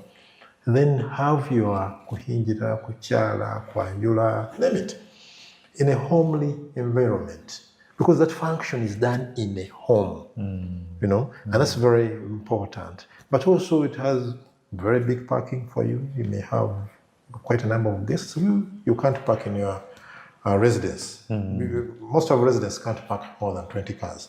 You can't park 20 cars and have 200 people at the same time. True. At Akaama, you can do all that for you. True. You can park 200 cars and have 1,000 people in your home at Akaama, which you have curated for that function. But also, residences, when they have huge numbers of people, two things get disorganized and they go wrong: the water systems, toilets, and the electricity. You know, you have 1-2 toilets for the visitors, but you have 700 people. Sometimes you bring mobile toilets, but they have their own limitations also. Now bring all those problems to Akaama. We shall solve. They already solved even before you come, and you have a very good event. Now after the event, if you're in your own residence, the cleanup is something you may do for a week. If you had your event at Akaama on a Saturday and you come back Sunday at midday, you may not know that there was an event here. Already we have people who are experts who do it for a living to do that for you. But you may not have such people in your home. So you spend many weeks planning the occasion. You don't even enjoy the occasion because power is breaking, toilets are breaking. And after the occasion you didn't enjoy, you as a host, True. you have another 1 week to clean up and put things back where they are supposed to be. I agree with you. We had a lady that has a cleaning service. She was here, and she does events cleaning. And she mentioned this as the way she got into events cleaning is that the client told her, I have a function, these people are coming, but I hate having to clean after they have gone. They have broken things, they have done this and all that. And then she said, can you please come and clean after? And then, you know, she opened that line of business, which is what you're saying. Because if you've had, you have events on Friday, you have events on Saturday, you have events on Sunday. The person who is coming on Sunday expects a spotless thing in the morning. The person who left on Saturday left it in shambles, but it has to be turned around in time to be able to. So that's very important for a guest. And that's how Akaama is preserving our culture. Because if we can't fit in our homes, because we don't have enough space, like if you stay in Chira, your plot is 100 by 50, you have a residence house. That's it, 2 cars maximum. Yeah, 2 cars and about 10-20 people in your compound. So does it mean that your son or your daughter will not get married? Does it mean that we shall skip the traditional events because you didn't buy a big piece of land? And you may not be able to go to the village for some reason or the other, you know? So at Akaama, you can preserve your culture in that way. Come, we sit together, we agree on what to do and how you want to do it, and we'll do it for you. It's very user-friendly. You don't have the stress of the cleanups. And we have a wedding this week where the bride and the groom and the parents are supposed to travel the next day. So just imagine the wedding was in your home, but you and your new daughter-in-law and your son-in-law are traveling somewhere, which is business for them. True. They're going to do something which is valuable, not mere holiday. The bride and groom may extend, but they have to do some business. So when will you clean your home? True. You know? So those are issues we really promote and preserve, but also we offer advisory services. As the sun rises across Uganda, a new dawn in luxury living awakens. Solana Lifestyle in Residences is Uganda's newest, most prestigious and award-winning lifestyle destination, an address for those who dream differently. At Solana, you're close enough to the hustle of the city, but far enough to come home to a sanctuary of smart living. Join a community of like-minded individuals where everything is taken care of and safety and security comes standard, where each community has a clubhouse, play area, pool, and other incredible features. Let an oasis of calm greet you at the end of each day with manicured gardens, pathways, parks, bicycle tracks, and so much more. Whether you're upscaling or settling down, buying a first home or investing, Solana has it all.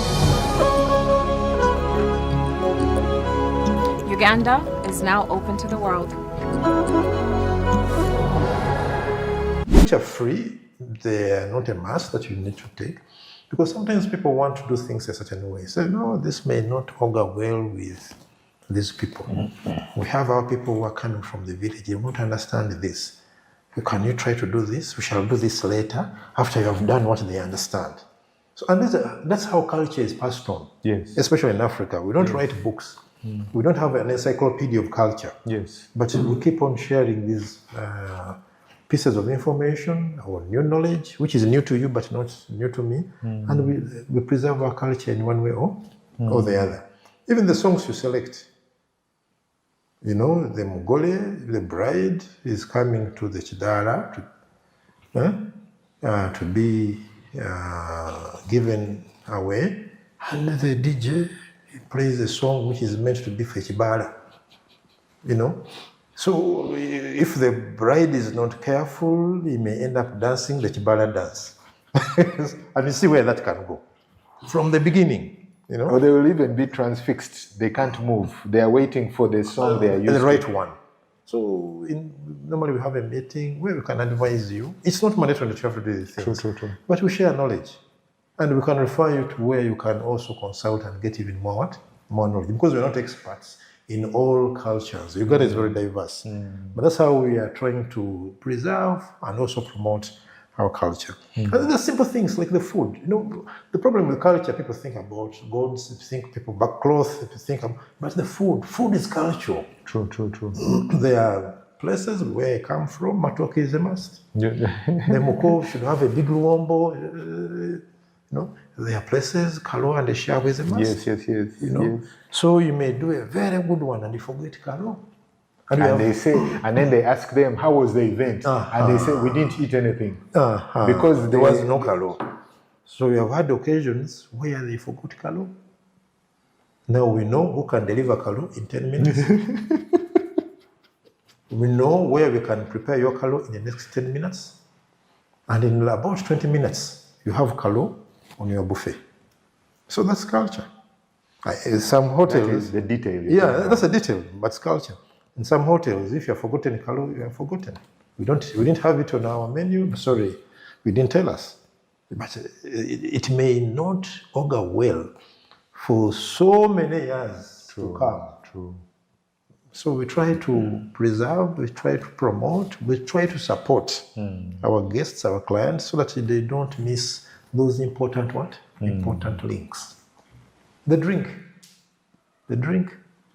There's that drink, if you come from Central, there's that drink, there's the way it is carried, there's the way it is presented, you know. If you come from the West, there's that drink. It's important. You may think beer is the most important thing, soda or mineral water or milk tea, but until they ask you for that drink. If they are gracious and they tell you, did you bring this 14 minutes before? We know who can deliver to you at a friendly price this best quality of a similar product. So those are issues which are important. We can't divorce from our culture, but we make mistakes. And our role as Akaama Resort is sometimes to guide you, to support you, and also to enable you to avoid those mistakes. Is this an investment opportunity, this business? If someone wants to start, is the market there? Or should they even bother? The market is there. As I mentioned earlier, that one of the businesses which will One of the businesses which are resilient, even when the economy is not doing well, is the hospitality Yes. business. So if it was a bookshop, I would tell you, think twice. Now books are becoming maybe a few people will still want to touch the hard paper book, but the costs, if you compare in some economies, the cost of a hard paper book and the e-book, the costs are really significant. So you'd rather save your money. So I'll tell you, think twice. But for hospitality, the market's there. And the good thing, the population growth in Uganda is continuous. For now, we are assured that people will grow. People are born. People are going to grow. People will marry. People have these functions. People will do team building. People will propose. People will get stressed in their marriages. Then they will come back to Akaama to sit under a tree to rejuvenate their marriages. So the business, the opportunities are there. What you have to do is not to copy and paste. Now, some of the viewers may wish to copy Akaama, and you can copy it. You come, walk in with your video, do something, and paste it somewhere. It may not work for you. It may be a bandwagon you're jumping on, but it is going either in the wrong direction or it is late. So you need to understand, what niche am I targeting? Hospitality is big, but what niche am I targeting? How do I get into this market? What new things do I want to bring on board? Because marriages are marriages. They can be in a home, they can be in a home, they can be in a poorly made garden. They know URSB. They have also something they are doing, which is legal under the laws. It's provided for under the laws. But you need to find out. You may come and say, for me, I'm looking for those people who are not going to church, but they're going to URSB. That's my niche. Those are the people I'm targeting, because those people have a thinking which is different. They suffer with this. Sometimes families are racing against their needs or motivations or their desires. So you need to find, which niche am I going into? But also we mentioned the word location. Location is very what? Very important. Find a location which will not disadvantage the niche you're looking at. There's something coming in among the young people. They're called destination weddings. Yes. They're just starting. If you're near young people and you talk to them, those who are 20, 30, they'll tell you about it. We have not started that market in this country, but it's a big market. And a few things have happened, events have taken place, but it's not something you can say, a week we have about 5 of them. No, not yet. But that's a market. And nobody has curated himself, to the best of my knowledge, they could be there, but we don't know them, to provide a service to those people. And they are there. Somebody may say, I want to go to Karamoja, I've never been to Karamoja, I want my wedding to be in Karamoja. But you want to have the best food, we shall have meat from there, we should have Karamojong women cook for us, and men should roast our meat, but it should be this kind of meat, within their culture, but with this kind of vibration, So those are things people should start thinking about. So if you copy Akaama and take it to Karamoja, you're going to get a problem. But if you come and do something which is innovative, which is unique, then you will be able to hit your desired goals. How do you handle challenges of weather and cancellations in this business? Cancellations are rare. It's not a significant percentage. Really? Yeah, Ugandans love each other. So when they promise, they make it happen. It's not. A few times people may extend the date. Yes. And at Akaama, we don't charge you for that. Oh. As long as the slot is available, and you have extended it maybe from 10th of this month to 30th of the other month, it's okay. We don't charge you an extra fee. It happens. Sometimes work, sometimes family, the father can't be here on that day. Maybe he has an engagement which is very strong, he can't miss. So there are those extensions, but cancellations are really rare. They're rare. And most times although they're very rare, like 0.1%, most times they're very emotional. You can't know what to do with them and what caused them. But for us at Akaama, I tell you, whenever you wish and you want to come back, please, you come back. There's a small meme on, I think, TikTok, that the guy cancelled the name of the bride. The place, the time and the date remained the same. The name, where there was maybe Martha, he put maybe Mary. But those are really not White out. no, on TikTok it was just That's cancelled. funny. You know, for us in accounting, you just cross out. Yes, one time.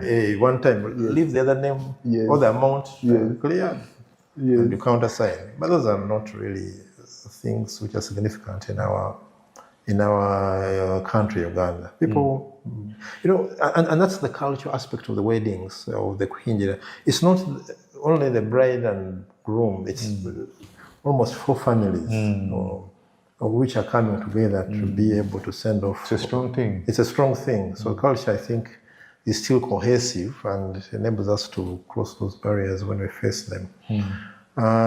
Whether you know, Uganda, every day is summer. Here it rains, and after 40 minutes, the sun is out. Yes. So if you have a very good parking, if your roads are done well, if your garden is done well, I mentioned this earlier. So even if it rained just before the Bagoli walked in, it doesn't matter at Akaama Resort. And you may not even know. How is that though? Is it like there's a slope, some form of gradient, or? You know, all gardens, when you're doing it, like the football pitch, that's where we change. Yes. At halftime. Yes. There's a gradient in the football pitch.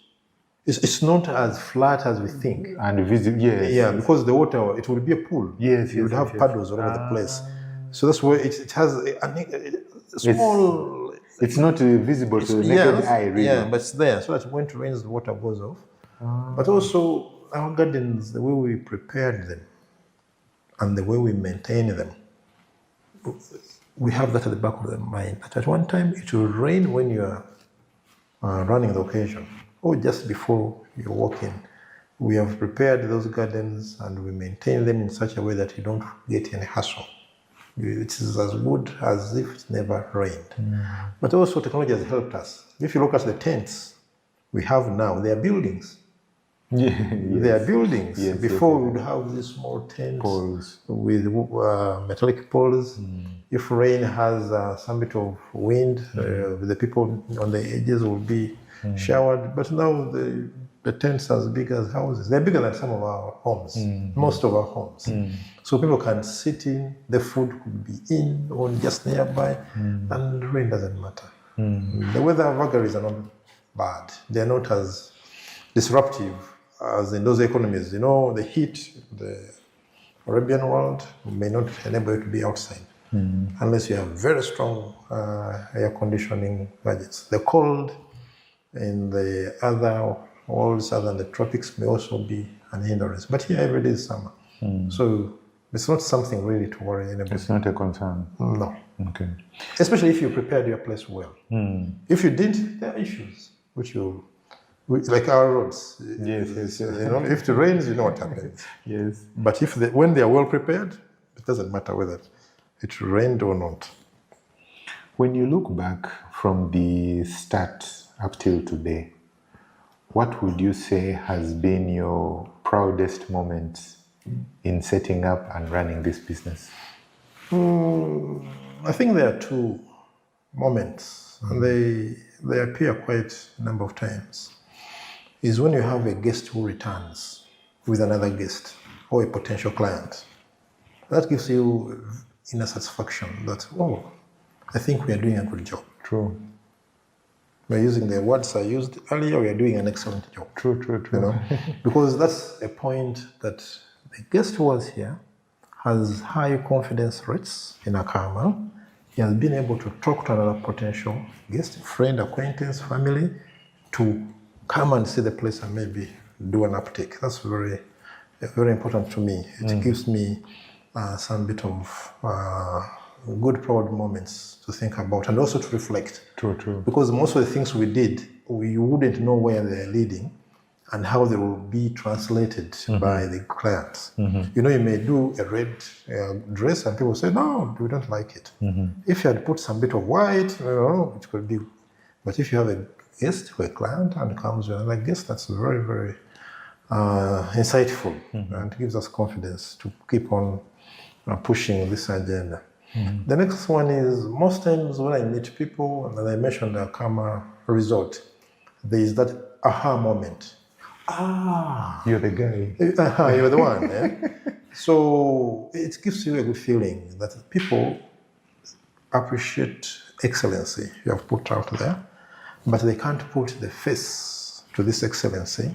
And maybe they have been soul searching. Could be this one. Where is he? And they say, you're one of them. Oh, okay, this is good. So those are good moments, really. It's like a pat on the back from your father or your mother or your parent or your employer. Oh, you have done a good job. And they keep us really moving. I like that. When you look at I know you mentioned something about the phases of the development and where you are. You touched on this. But on the bigger macro level, what is the future for Akaama? I see this resort in the next 3-4 years becoming one of the destination areas for residents, for events, for the children in and around the city. And I see the growth in what we can offer. Now we can offer only one vertical at the moment. We think maybe by end of this year, the second vertical accommodation will be up and running. And then we shall keep on adding on the other verticals. So that's where I see ourselves. But also, we have started thinking about outgrowing the Chira location. Remember what I mentioned about Google? That he has never been in Kampala in Uganda, but he's doing business here. He has about 2 engineers who work on Ugandans. 2 or 3, I think 2 or 3 could be. So we are saying, okay, where else can we go and do something of this nature? And that's the discussion has started. To be able, because we can't do it in one alien scale. The discussion has started. We are thinking, we are looking at possibilities, and I think soon we shall be able to say, okay, this or the other location. Because remember, location. True. So you don't just scamper and wherever you land is where you set up. How do you select the location? Let me digress. How do you select this location? There are quite a number of factors, but the most important is accessibility. The road network. Yeah, it may not be a good road now, but the road is there. True. You know, if you look at one thing which inspired me a lot, I did some research in the sugar cane growing areas, and I did some work with the Madivani Industries. They have a road maintenance unit, which is bigger than most of our district road maintenance units. Inside their plantations. It's very hard to find a pothole in their plantations. So the road is good, but you can think about ways to improve that road. But also the ability to land. Can you get, as we have been using this 5 acres. 5 acres as an example, can you get that? But also the nature of land. If you get rocky land and you want to set up this kind of plants, trees, flowers, it may be possible, but the cost may be higher. Not maybe, it will be higher, and the maintenance also will be higher. So you need to be able to balance the location, the nature of land, the beauty of land, and see what you can do. But in Uganda, most areas, you can be able to set up something wonderful. From the moment we have good weather, the rains, climate change is setting in, But for palm trees, for the grass, for the flowers, plus some little irrigation, it's not yet advanced. You can be able to scale it and be able to provide a good service. Arthur, thank you for coming on the show. I have learned a lot. I have enjoyed myself. I hope you're able to see. Yes. I enjoyed myself greatly. I knew about Akaama Resort, but the things that I've learned have definitely helped me. I'm sure some of our viewers who want to venture into this business will learn how to do research as well. We wish you success, continued growth, and overall success in everything that you do. Thank you. Thank you for the invitation. It is my pleasure to be here, but also to share with the world. I'm using the world because anybody, anywhere can be able to reach you. I think you're doing a good job. Keep it up. We need to do much more to be able to transform our economy. You know, one time I had an interview with Madivana and they said, you know, he doesn't understand why Africans, Ugandans, can't produce sugar.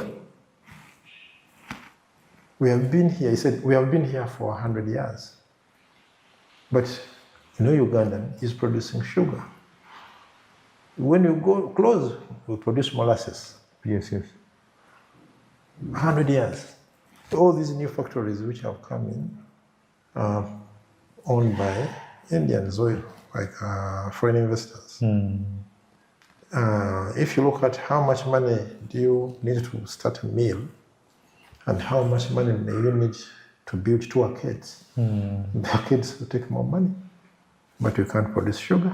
And if you know sugar at the international world level, it's like white gold. True.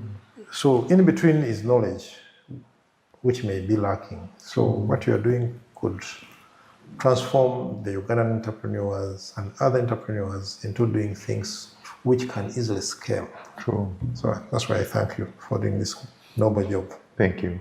Welcome.